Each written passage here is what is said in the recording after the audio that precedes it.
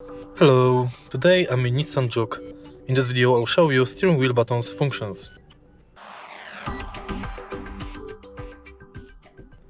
Let's take a look at the left side of the steering wheel.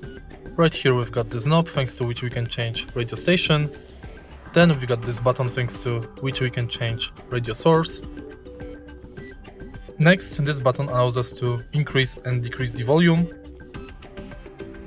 These two buttons allows us to answer and end the call. And right here, on the right side of the steering wheel, we've got the panel responsible for cruise control and speedometer. Firstly, if you press this button, you'll enable the cruise control.